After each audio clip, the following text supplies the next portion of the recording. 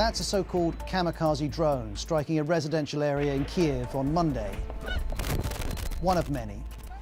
Imagine that some very huge 200 kilograms motorcycle are flying over your building. It's really freaking scary. That's easy to believe. The drones are small, fly low, and are being used across Ukraine on civilian infrastructure. They pose a new threat.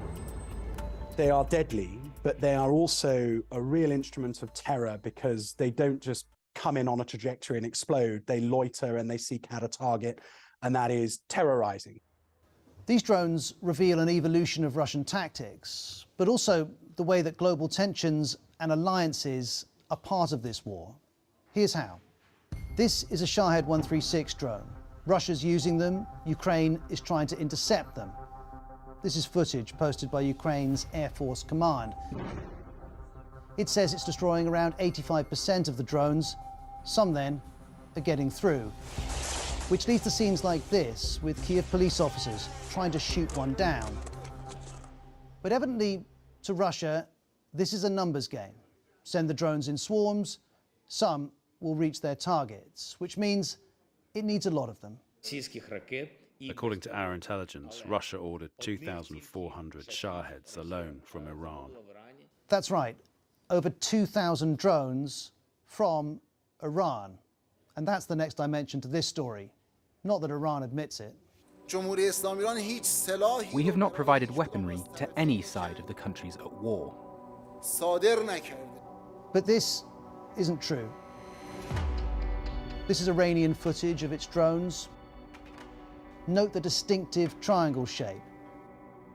Then here's one drone in Kiev this week. It's exactly the same shape. And just as Iran denies it, so does Russia. Only Russian equipment is being used. You know this, with Russian names. But those Russian names have been added. Kiev's mayor shared this photo this week. The Russians have rebranded the drones. So here we have Iran and Russia working together in this war. And on Sunday, we heard that US officials had told the Washington Post that Iran plans to send missiles to Russia too. And all this has implications for the help that Ukraine says it needs. Right now, there is a new Russian drone attack. There are drones shot down. The world can and must stop this terror. To stop that, Ukraine wants air defense, and it's looking to one country in particular, Israel. Because Israel has the Iron Dome system.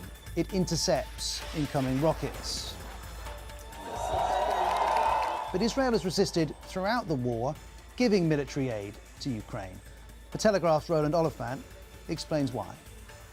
The Israelis, since the beginning of the conflict, have frankly just been sitting on the fence and hoping this thing goes away, because they also have quite a kind of tight relationship with Russia.